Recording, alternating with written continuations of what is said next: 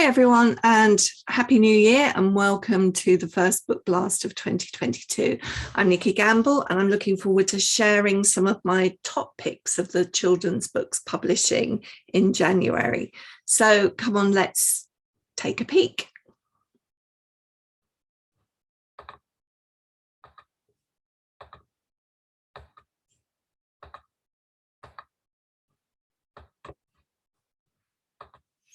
So I'm starting with picture books, and this is Leo Timmer's Where is the Dragon, publishing this month in paperback by Gecko Press. 3 hapless knights are sent at the behest of their king in search of a dragon that threatens the kingdom. Timmer's simple storytelling is easy for very young readers to follow, and there are plenty of opportunities for prediction as the knights encounter shadowy dragon shapes, which turn out to be quite innocuous, as you can see in the 2 pictures on the screen. Though I have to say there is a surprising twist at the end of the tale that might have younger readers squealing. Older children, though, may enjoy making their own shadowy dragons in black sugar paper with inventive and humorous reveals. We Found a Cat by Heidi McKinnon, tells and published by Scholastic, is the story of a brother and a sister who find a new furry friend. They decide that it is most definitely a cat, but something's not quite right. Cats have whiskers and love to purr, the sister says, as she tugs on the whiskers. It has to be a cat. It's a very loud cat, says her brother. This cat is very playful, very hungry, and extremely rambunctious. Perhaps it's an outdoor cat, they say, as a uniformed zookeeper arrives to retrieve the said cat. Of course, the clue was on the cover for the eagle-eyed to spot all along. Normality is restored until the siblings find a lizard. These illustrations are very clear, with plenty of humorous touches to be discovered on rereading. For instance, why are the zookeeper's boots hanging from a tree in a spread which shows a very contented tiger? A Hero Called Wolf is the latest fairy tale reimagining from Lucy Rowland and Ben Mantle and published by Macmillan. The story begins. There once was a wolf who was mean and quite hard, who turned things around with a library card. So the story goes on. This wolf carries a satchel everywhere, and he reads stories and makes lots of friends. It looks so cozy around the fire there. But the story continues. But one day the wolf, looking sullen and glum, slumped into the library and sucked at his thumb. There, Mrs. Jones said. She asked him, "What's wrong?" as Wolf began howling. "I just don't belong." Wolf can't find any stories in which he is the hero, so librarian Mrs. Jones gives him a pen and suggests he writes his own. The task is overwhelming, but when a woodcutter, knight, and prince are in distress, Wolf finds his repository of reading serves him in good stead, and he comes up with a solution to each of their problems. But wait, it's not over yet. Enter a giant. Woodcutter, knight, and prince leap into action to cut the giant down. Wise Wolf has other ideas. For heroes are brave, and they're clever and kind. Wolf took a deep breath so he'd not change his mind. Then he turned to the giant, his voice a small yelp, and said, "Hello, welcome, and how may I help?" Ben Mantle's colourful and characterful illustrations have plenty of child appeal, and this is a good read aloud for shared enjoyment and feel-good factor. Use the opening and closing end papers to initiate a discussion about the qualities of a hero. Keep the discussion open and authentic by considering what qualities are required in different situations. And you might want to pair this one up with a book called A Cultivated Womb by Pascal Biet and illustrated by Becky Bloom, though you'll probably need to get a second-hand copy as it's no longer in print. Wolves are definitely a bit of a theme in this presentation, and Wolf Girl is also going into paperback this month. Author-illustrator Jo Loring Fisher is a graduate in children's book illustration from the Cambridge School of Art.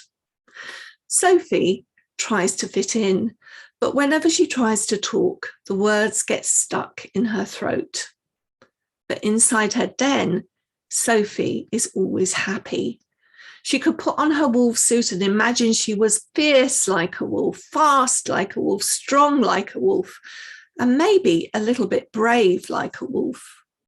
Sophie loves her wolf costume so much that she wishes she could wear it to school. But even in her wolf costume, she can't overcome her problem until her world is magically transformed into a winter landscape where she meets a real she-wolf and her cub.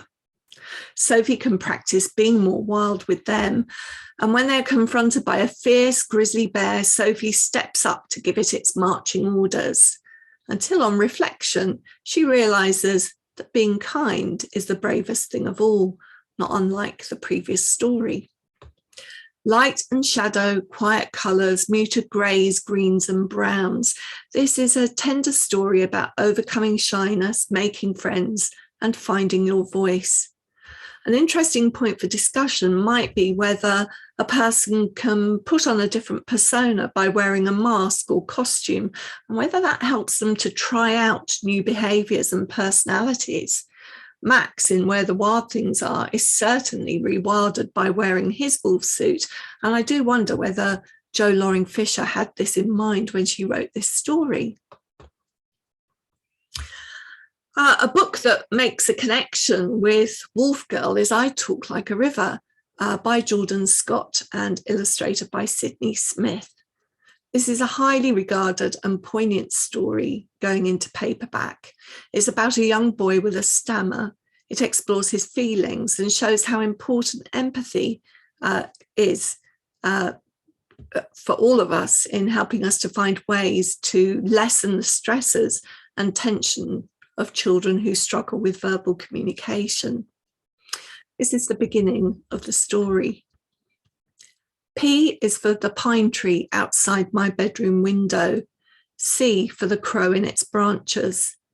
M for the moon fading in the morning sky. I wake up each morning with the sounds of words all around me, and I can't say them all.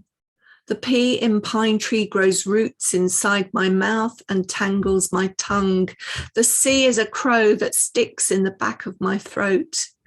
The M in moon dusts my lips with a magic that makes me only mumble. And I also think of the calm river beyond the rapids, where the water is smooth and glistening. This is how my mouth moves. This is how I speak. Even the river stutters like I do. In his author's note, Jordan Scott writes, "When I was a boy, my dad would sometimes pick me up from school on bad speech days and take me down to the river. On those days, my mouth would just stop working. Every word was painful, the laughter from classmates unbearable. I just wanted to be quiet. Along the river, we skipped stones, watched for salmon, picked up bugs and plucked blackberries, all without saying a word. One particular day, while watching the river water move against the shore, my dad said, 'You see how that water moves, son? That's how you speak.' How beautiful is it that in writing this story, Jordan Scott has found the words that are so beautifully evocative and moving to express his emotions. Sydney Smith's empathetic portrayal of the boy's emotion and his treatment of light and shadow playing on the surfaces of the water is simply breathtaking. One of my favourite picture books this month is from Korean author-illustrator Kim Hyo-yoon, and it's illustrated by Deborah Smith. Korea has one of the largest subway systems in the world, with 7.2 million people traveling on it every day. This story is narrated by the train, and at each stop, a new passenger is welcomed aboard. The passenger tells us their story, an italicized font distinguishing the human from the train. It's interesting to discuss with children what is familiar and what's different from their own experience of travel, particularly if they've had experience of traveling on a train or perhaps the underground. Just a couple of illustrations here, just simply to give you a flavour of what this book looks like. This is one of the characters who boards the train. He's a cobbler. You see him in his shop there. And the concourse of the train station with so much to talk about. As you can see, the people going about their business. There's a child running there to a parent or an adult. What are the other people doing in this picture? And here's one, a scene that perhaps we recognise, an internal of the train. People seem to be looking away, their faces are hidden. But this book is all about their internal lives, and each one of these people has a story to tell. And here you might want to contrast this book with Ethan Murrow and Vito Murrow's Zero Local, or the wordless book Train Stop by Barbara Lehman.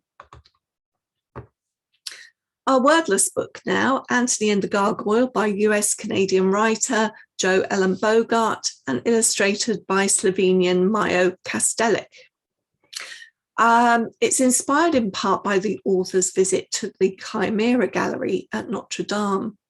Obviously, that was before the Great Fire that devastated the cathedral. And in fact, the illustrator started working on this book before that event, making this an especially moving homage. The opening pages of this wordless book take us through the window of her house, and on the wall we see a group of family photographs. We then focus in on the different photographs as if the camera is moving around the scene. It's a very clever device that quickly sets up a backstory for the family that live in this house. We know that the parents have visited Paris, and we know that they have a young son, Anthony, the boy in the title. Anthony has a small stone on his bedside table, which we know from the photographs that his parents brought back from Paris. When the stone hatches into a baby gargoyle, the story begins. And through a turn of events, Anthony is able to take his new friend back to Paris, where he can be restored with his own family. The warm tones and timeless setting for this story, notice, for instance, that the family travel by train and not aeroplane, are perfect. And Kastelic's rendering of the architectural spaces in Paris is breathtaking. She makes very good uses of the page turns to create moments of awe and wonder.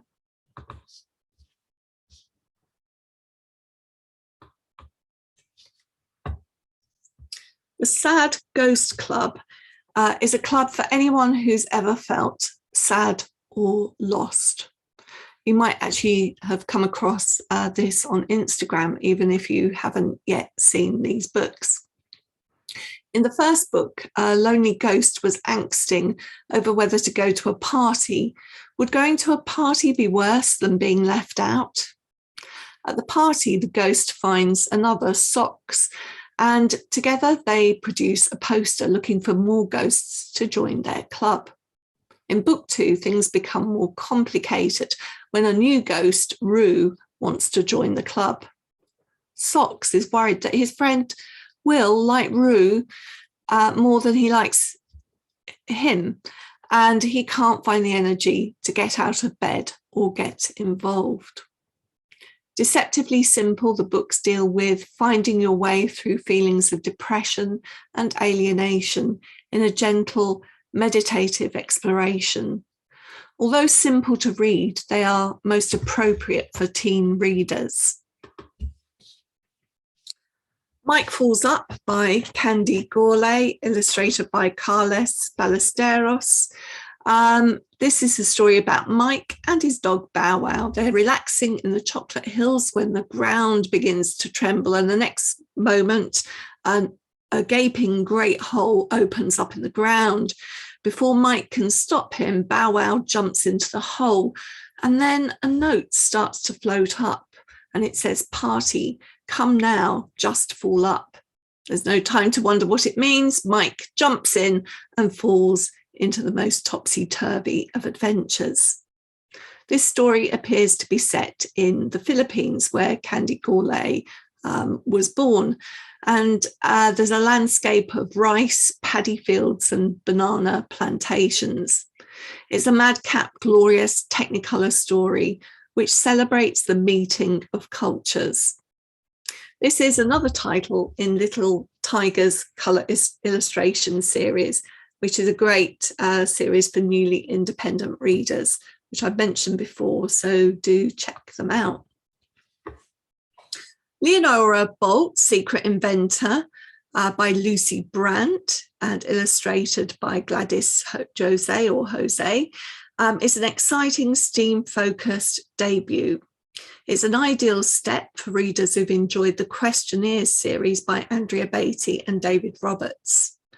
The heroine, Leonora, lives on Crabby Island, where she spends her days creating incredible inventions in her top-secret laboratory under the watchful eye of her terrifying Uncle Luther. One day, when a strange boy washes up on an inflatable lobster, he reveals that Uncle Luther has been stealing Leonora's inventions and selling them off on the mainland. Boo, hiss, what a rotter.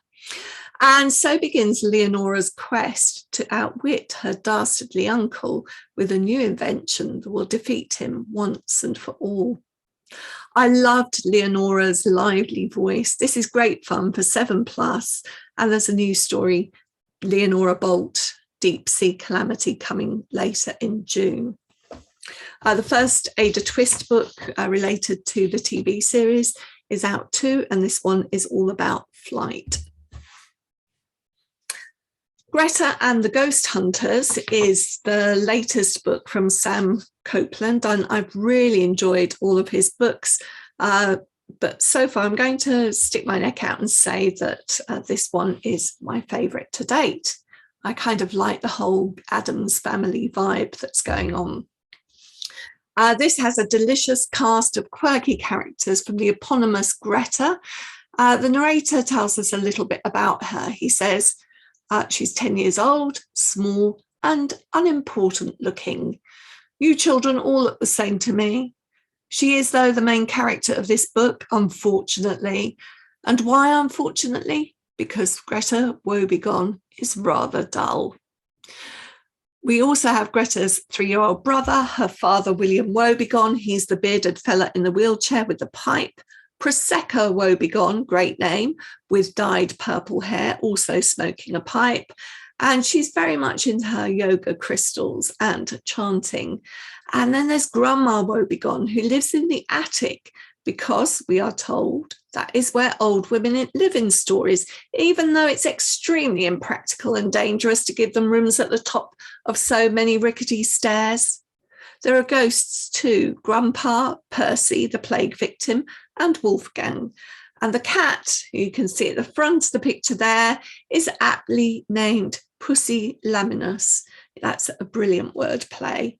You've probably gathered that one of the strong features of this story is the narration, but you'll need to read the book to find out which one of these characters is actually doing the narrating. On to something very different now, When the War Came Home, which is Leslie Parr's second story. It's published by Bloomsbury. Set just after World War I, Natty lives with her mother, a strong woman with a fierce sense of what is just and unjust. It's a trait that gets her into trouble at work. So when she loses her job for standing up for the workers' rights, they're forced to move away and accept the charity of distant relatives. Here, Natty meets her cousin, and they also meet 2 young men who were recruited to fight at the front, even though they were underage. They're both suffering from shell shock, what we would today, of course, call PTSD. Together, they learn to help the young men to start to deal with their traumas. And there are still workers' rights to fight for too in the Welsh woolen mills. At the heart of this story are tender and heartwarming relationships which feel authentic. And there's also a keen sense of justice. The fight for workers' rights, which was hard won at the beginning of the last century, should we forget it, is a battle that still continues today, with very much it being an issue in the lower paid sectors. Sleepover Takeover by Simon James Green, also published by Scholastic. Simon James Green is well known for his teen YA books. This is a middle grade story, and it's told in the first person from the point of view of Otis Bumble.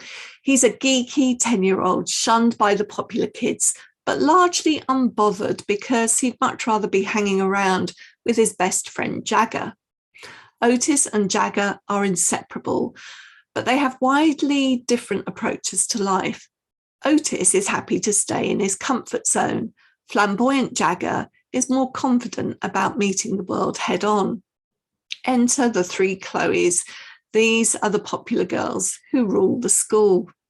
Meet Rocco Rococo, a boy so rich he takes his entire class to Disneyland for his birthday. Except Otis and Jagger, of course. Meet super athlete Tiana. She's a major school celeb, surely too cool to be seen with Otis and Jagger.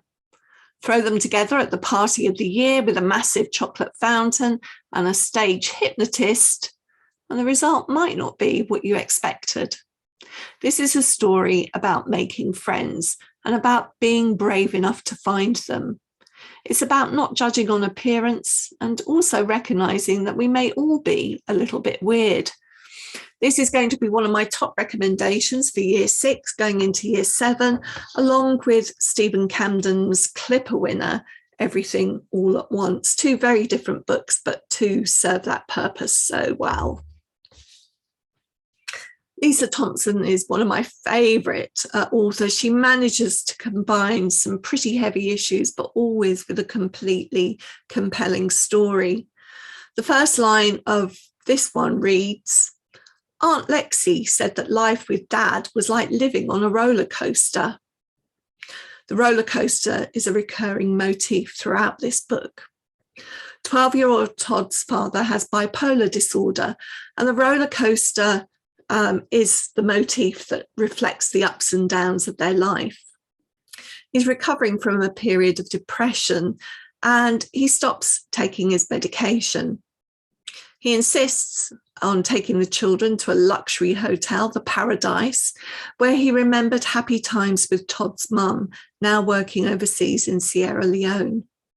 The reality is far removed from the picture of grandeur and luxury that he describes. In fact, the hotel is decaying and the owners are struggling to keep the business running. Todd makes friends with an intelligent and quirky girl, Scout, and another guest, Patrick, who's the son of an aggressive businessman. They discover together that the hotel holds a mystery which they must unravel if they are to secure the future. It's a super mystery with plenty of wish fulfillment, which touches on deeper issues and encourages empathy. Jummy at River School by Sabine Adienka is published by Chicken House.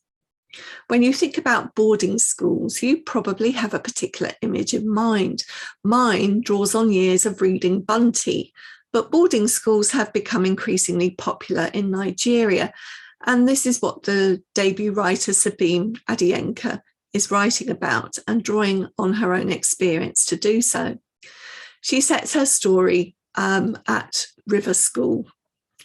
12-year-old Jummy is moving on from primary school. She's taken the entrance exams for a prestigious boarding school, and she's looking forward to the independence that it will afford if she secures a place.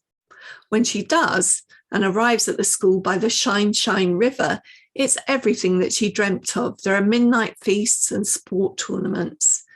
But when her friend Caro arrives at the school to work, Jummy is forced to re-examine her values. This part of the story resonates with Frances Hodgson Burnett's A Little Princess. There's also an intriguing mystery to be solved, and readers will learn about aspects of life in Nigeria along the way. The Mermaid at the Mill Pond by Lucy Strange, illustrated by Pam Smythe and published by Barrington Stoke. Sometimes you only want to save yourself. Sorry, I'll read that again. Sometimes the only way to save yourself is to save someone else. Bess has left the London workhouse to find work in a rural cotton mill, but the mill is run by a tyrant who scares the workers into believing vicious mermaids live in the mill pond, and thus he keeps them chained, as it were, metaphorically to the mill.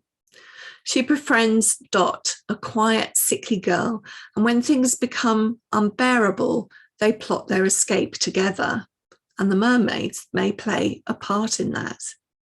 Lucy Strange has established herself as a superlative spinner of stories with a dark folkloric edge, and this offering for Barrington Stoke continues in that vein. And on the screen you can see some other books published by Barrington Stoke this month. Single Shard by Linda Sue Park was originally published in 2001, and it won the Newbery Medal in 2002 and received an honourable mention in the Asian Pacific American Awards.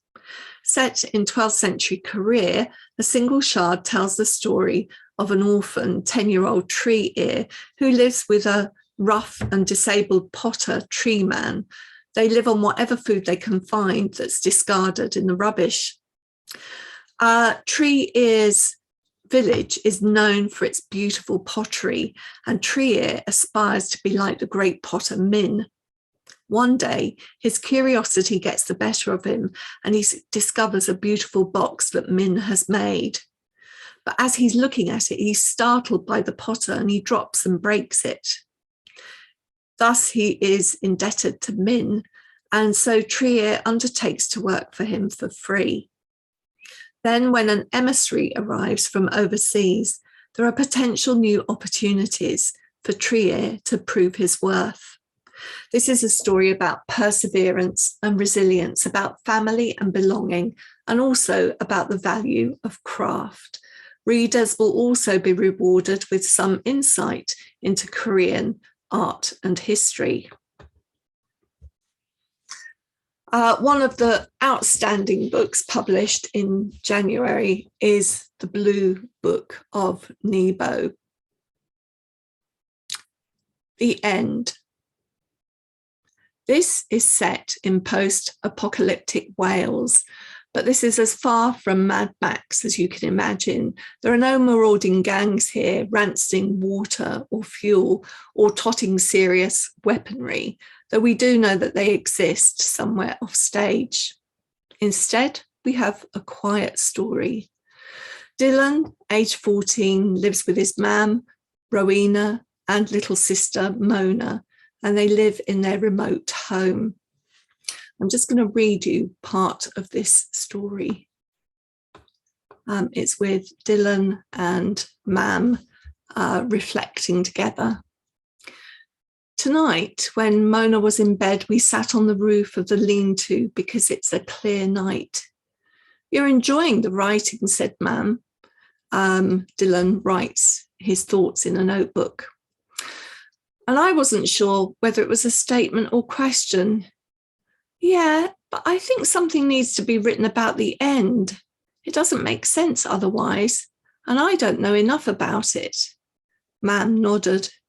You were only little then. It was a long time ago. You should write, Mam. Share the book with me. Just say what happened. I was rubbish at writing at school. You've read thousands of books since then. You'll be better at it now. And we agreed, Mam and me, to share the Blue Book of Nebo. She'll write about the olden days and the end, and I'll write about now and about how we live. And we've agreed not to read what each other has written, just in case. In case of what? I'm not sure, except if something happens to one of us, Mam said with a gentle sigh, and I didn't reply because I didn't need to. I get it. We were quiet for a while.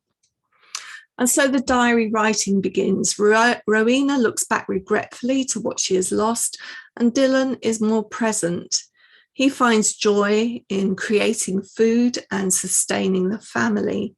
But he's questioning too, as he learns about reproduction. He doesn't understand where his sister Mona can have come from if Mam hasn't seen a man for years. He reflects on reading, on religion, on the Welsh language and identity.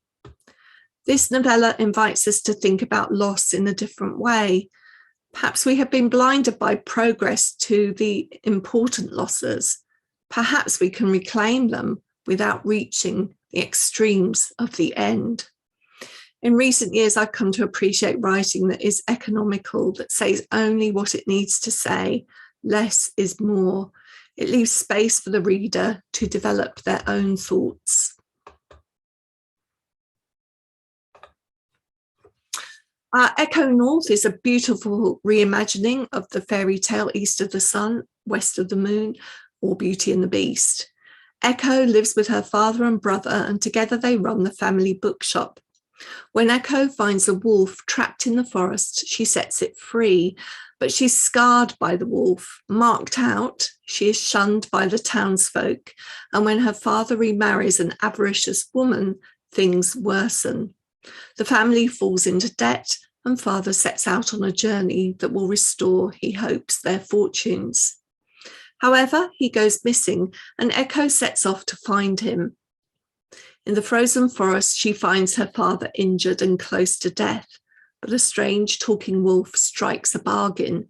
If Echo will live in his house for a year, he will save her father's life. In the wolf's enchanted house, the mystery deepens. There's a magical library full of books turned into mirrors. Can Echo solve the mystery and break the enchantment?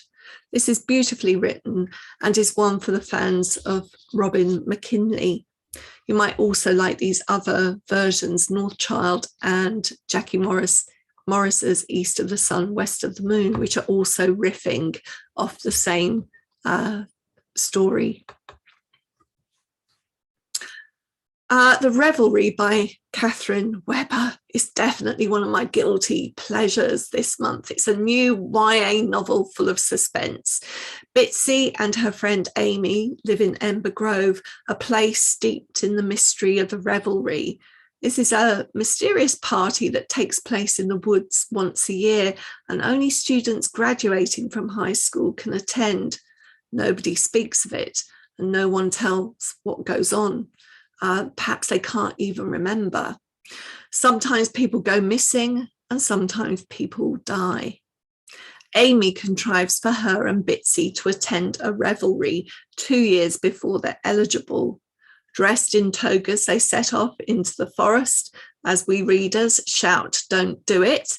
And the next morning, Bitsy awakens. Her toga is burnt and she has a strange scar on her finger, but she can't remember what happened.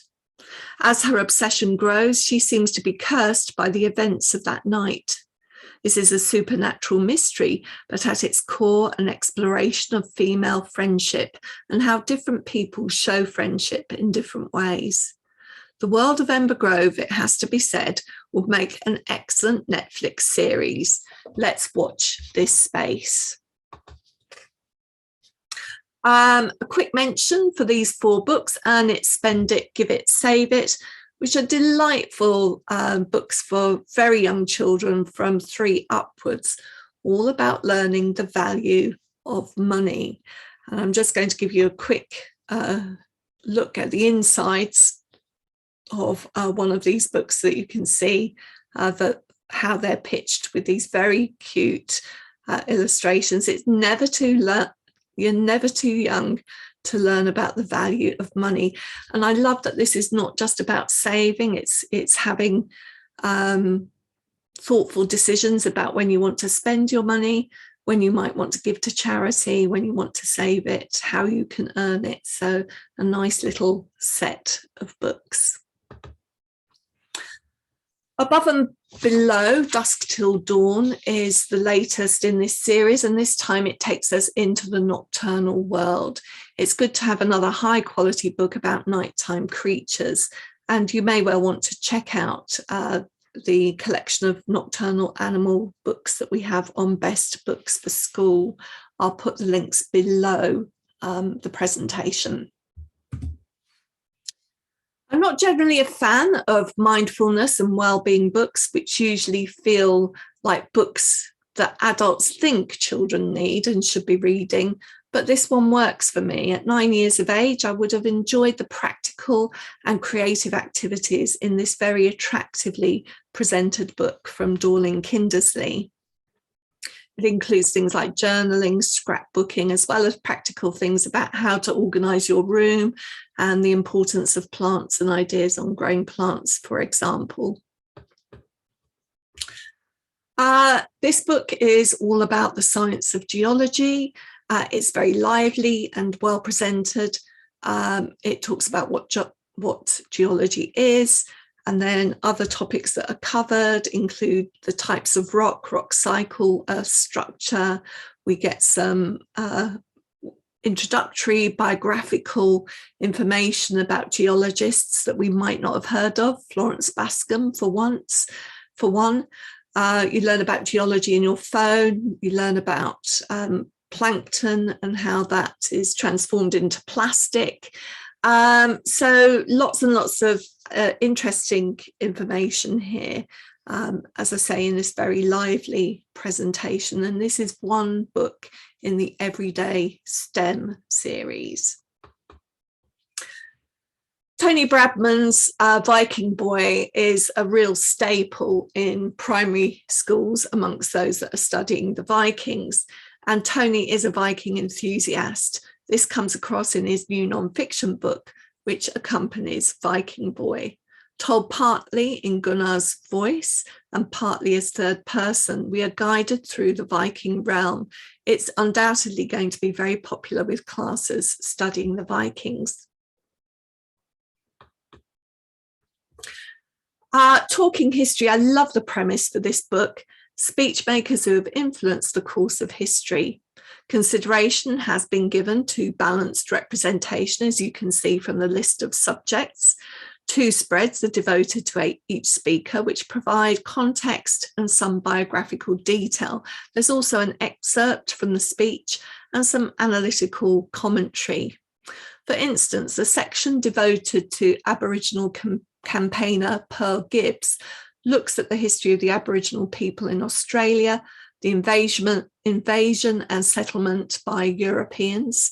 It looks at the 1938 Day of Mourning, and there's an extract from Pearl Gibbs' letter, which was published in Woman Today. It's titled "An Aboriginal Woman Asks for Justice."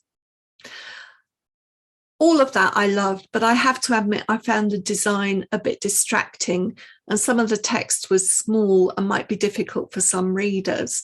I would have liked the speeches to stand out more and perhaps have some prompts to encourage readers to think for themselves about why these speeches were so important, rather than moving straight to commentary. Overall, though, a very useful addition for top primary into secondary, and reading with young people will certainly provoke and be enhanced by discussion.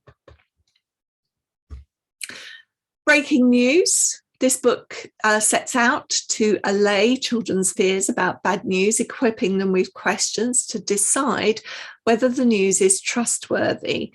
And there are also distraction techniques to restore a sense of well-being when the news becomes overwhelming. It also explains why we hear more bad news than good news. However, it's more than that. It's also a toolkit to help children become creators of their own news stories, covering how to assemble ideas from different sources. The layout is clear, the text is easy, and it has a really good, it's a really good introduction, I would say, for primary age pupils. I think there's no doubt that teachers will find it useful as a resource to dip into as well. Also look out for a book published last year, Question Everything by B. Small. These two would work well together. Alexis Court is an LGBTQ writer, podcaster, rugby player who explores LGBTQ identity, history, politics, and culture. This is a positive and uplifting book for young people who are queer or curious or allies and supporters. There are sections that are called Advice for Allies, in fact. So Alexis is addressing all young people through this book. He starts by addressing young people's questions and demystifying labels. He looks at the historical context and includes voices from across the LGBTQ spectrum. I like the nuanced and honest approach that Alexis takes. The chapter on trans, which is not an area of Alexis' own experience.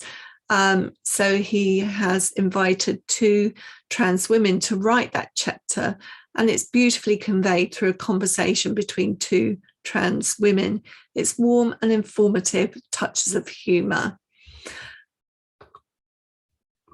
Cool Technology is the latest in the Cool series from HarperCollins, and it's pleasing to see a book that presents a broad view of technology, starting with the Stone Age. Unbelievably, 99% of the human timeline is in the Stone Age period. Not only were stone tools made then, but also the bone needle that enabled us to make clothes.